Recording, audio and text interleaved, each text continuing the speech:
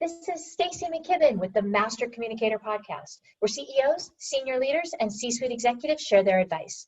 It's 6 questions in 9 minutes because the best leaders know how to share their ideas concisely and quickly. Let's jump right in. Question number 1. In a few sentences, tell me who you are and what you do. My name is Mark Porter. I'm the president and CEO of Highwire Networks. And we deliver world-class services all around the globe. And how long have you been doing that, Mark? I have been a owner or operator of the business for the better part of the last 20 years. Wow. So you might have 1 or 2 ideas to share with us from that bit of time, I can imagine. Maybe. Well, let's see, right? We'll see how you do. So question number 2 for you. What's the best thing about leading people from your perspective?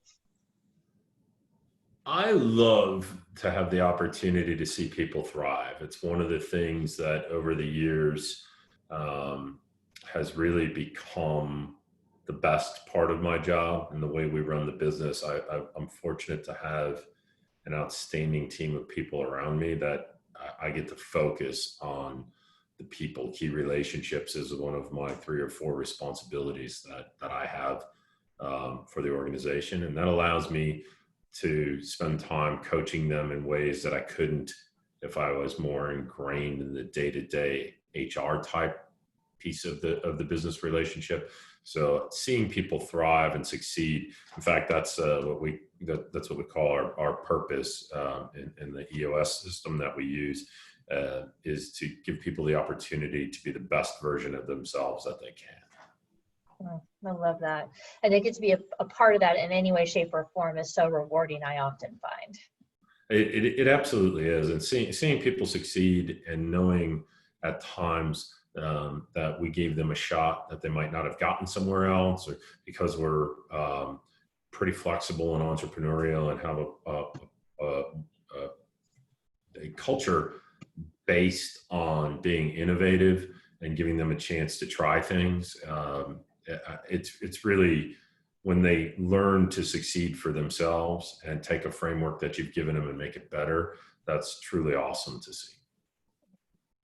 I'm curious, I'll sometimes hear from other leaders, business would be great if it weren't for the pesky people part.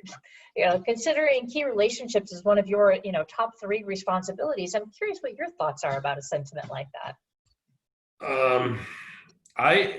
I was playing golf with a customer last summer, in fact, and he's a little younger or earlier on in his journey, so to speak. He's about 10 years into his business journey, and it's growing fast, and he's having a lot of success. But he expressed that having difficult conversations with his employees wasn't anything that he liked to do, and that in some cases, some of his people wish he wouldn't talk to his employees. And I could sympathize with him or empathize with him, because probably at that part of the journey, I don't think that was something I relished all that much either. There's always so much going on. You're always pressed for time. You always feel like you got your head in a vice between customers and employees, and making the business make money and all of those things. I'll say when the business is easy, it's a lot easier to do. Revenue hides a lot of sins. But when you start to break it down to the human piece of it and realize that if you don't do those things, and if you don't let people excel and thrive, they're going to leave you, or they're just going to languish and do just enough, and it stifles the business. It wasn't really until I learned to start doing those things that the business began to thrive as a result. So I would say if it's not something that you like and relish, then don't build an employee-centric business, because if you're going to build an employee-centric business, you need to be all about having that, and you need to have a team around you that allows you and gives you the freedom to have those conversations, and frankly, a culture that allows for you to be yourself and be comfortable with you, because if you're not comfortable with you, you'll never be comfortable with others. I love that. If you're not comfortable with you, you'll never be comfortable with others. That's amazing. So it makes me think, if I had a group of leaders sitting here in front of you right now, what piece of advice about communication would you give to them? Um, I would say always be candid, be honest. Sometimes it's hard to be honest because nobody wants to intentionally hurt anybody. If you do, um, you're in the wrong line of business. But we talk about this a lot, and I get the opportunity to coach some pretty seasoned people who are older than me and have more experience than I do, and others who have built great businesses that we're now part of or own piece of, and getting them to understand, to be comfortable in that honesty, and that you're not doing somebody any favors when you're not candid in your feedback. And it doesn't always have to be verbal. People who work with me closely know, in fact, that when I'm nonverbal, things are going the wrong direction. So, Communicating more with less.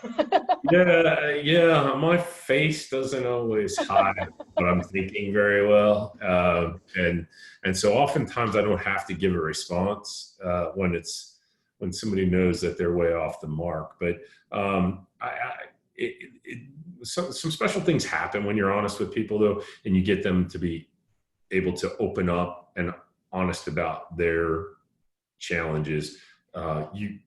You build trust, and it takes a long time to do it and just seconds to destroy it by being dishonest with them. So when you trust your staff and they trust you, you just see so much more out of it. And that's especially poignant now as we sit here. I don't know what 6 years into the COVID era or whatever it's been since March. It feels like 6 years. But it's so important now because everybody's spread out. We don't see each other, and we're not face to face, and we're not able to build those relationships in the same way. And I need to know that they're doing what they're doing to keep the business moving, and they need to know that myself and the leadership team are doing the same thing to try to protect their jobs. And as we had to go through and furlough people or let people go, that honesty and trust that was built up was so critically important because they understood. In fact, I had people crying when we talked to them, not for themselves, but for the business and what this meant. And, fortunately, just about all of them are back, but it was so important to have that trust built up during that period. And now when they come back, they just boom, step right back in. And many have said it was, they're even more energized than they were before. I love all of that. So much to pick apart. You have to come back on and be a guest again, I hope. Sure. What other successful business leaders like yourself should be on the podcast, right? So where are the other Mark Porters out there that we should be paying attention One of the guys who I think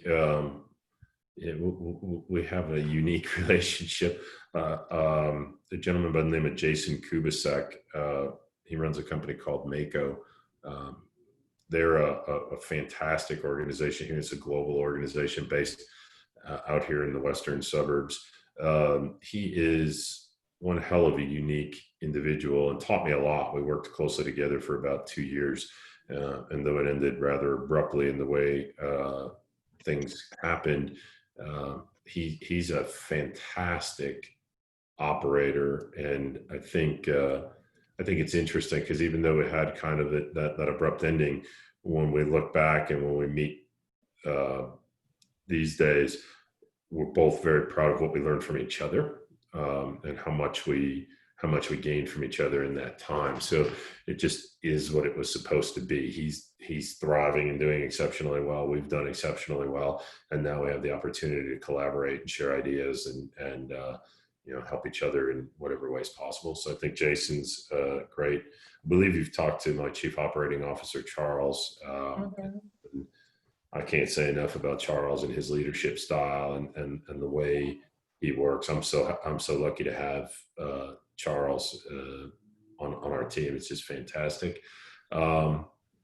not exactly a business leader, but he considers himself a CEO, and well, I guess in many ways he is a business leader in shaping the minds of the future generation business. It's a gentleman by the name of Dennis Piran. He's a head football coach at Batavia High School here, which is a perennial championship contender program, and he considers himself not a coach but the CEO, and he also leads their incubator program, which I think is one of the coolest things that I've ever had the opportunity to participate in, teaching the kids and giving kids jobs and stuff like that. So he's actually shaping the minds of the next generation would-be entrepreneurs. So those are a few folks that those are here locally. I've been very fortunate. Yes.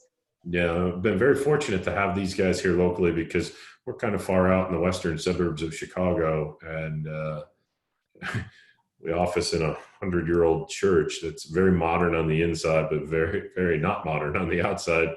And I had a vendor come in and say, "This is really amazing, but why here?" And in this little hamlet. And I was relating that to Dennis, and Dennis is a hometown guy there in Batavia where our office is, and he said, "Well, because we're here." And I thought that's the sort of guy he is. So I'm fortunate to have guys around that really bring different, totally wildly different perspectives to the table. So. That's amazing. That's exactly what the show is all about. And I think that's what like learning and development is all about. I'm really hoping for the audience as they listen to you talk and listen to you pull resources from these different areas of your life, that they start to, parallel that in their world, to think about who's in my community, who's where I am, that, I can be leveraging, because guaranteed there's some successful people right in your backyard. Right? 100%. And there you can learn something even from the worst bosses. That's probably the one thing I've done better in life than most, is I've learned a little something from everyone. And even bad bosses have something to offer, even if it's just What not to do. behavior. Yeah, But exactly. it's just really we tend to disregard the message for the messenger sometimes. So it's easy to miss that gem when they're offering it to you. I couldn't agree more. Well, that leads me perfectly into my last question, and you might have an interesting perspective on this one, but who's your favorite boss or teacher who's really influenced you? Oh, that's a good one.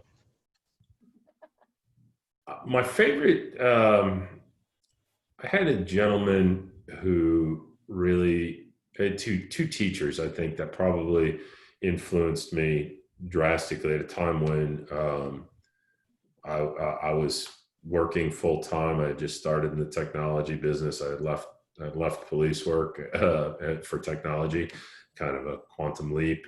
I was finishing my undergrad studies, and there was two professors at Lewis University that really made a profound impact on me. One, I only spent one day in his class, and his name was Father Kevin Spees.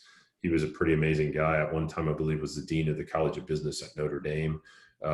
He's been a pastor at many parishes here in the Chicago area, and he recognized that I was a busy guy, and that I was at least 6 or 7 years older than all of the other kids in his Business 101 class. Pulled me aside, asked if I could use the time better than sitting in his class. This was after the first session, when I answered a bunch of questions and was participating like Arnold Horshack. There's a reference. So he had me read Iacocca, which turned out to be a phenomenal influence on me, and then write some reports. And I kept in touch with him after college because I so greatly appreciated it. And the other, oh man, I'm drawing a blank on her name. She was a nun, but not like the type with the habit and stuff. She wore street clothes, and we had this class it was the only religious class I had to take as a requirement. And when it was over at the end of the semester, she asked what everybody thought. And I said, I feel like I got ripped off. And she said, why? And I said, because I have way more questions than answers at the end of the semester, and I feel like I should know more. And she said, then you're the only one who got it. And that stuck with me through the rest of my professional life, because the message was it's okay to question these things, and it was Yeah. about faith. So that's, people aren't always comfortable with the questioning faith, but it was about, how to, that it was okay to question. And we talk about that all the time here, that it's okay to question, and it's okay to openly dissent, as long as you have a well thought out rationale. And if at the end we still disagree, that's fine. When we leave this room, it's, whatever the boss says goes, but you have the opportunity to dissent. And those two teachers really probably taught me more than any boss in a boss setting. There's a lot of minor lessons along the way, but helping somebody who needed it, like Father Spies did, and encouraging me to have questions and realize that that's not a sign of immaturity or anything. That's actually a sign of emotional intelligence. Those two things I carry with me today. It's amazing. Gosh, Mark, it's been such a pleasure to have you on the show. I mean, I could seriously provide 6 more questions and dig more deeper with you to hear what the last 20 years has provided. I'm curious, if somebody wanted to reach out and say hello or introduce themselves or learn more, how might they go about contacting you?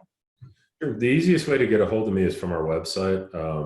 It's very important that we're very accessible to people from our website. So if you go to www.highwirenetworks.com, you will find all of our contact information on the About Us page for our team. And I think my LinkedIn profile is easily accessible from there. So welcome the opportunity. Always welcome the opportunity to talk to other entrepreneurs. Well, that's amazing. Well, again, you've been so generous with your time and, with your thoughts. I really appreciate having you, and we'll certainly have you back on. We're doing another segment starting in September, so we'll have you back on and do another 6 questions.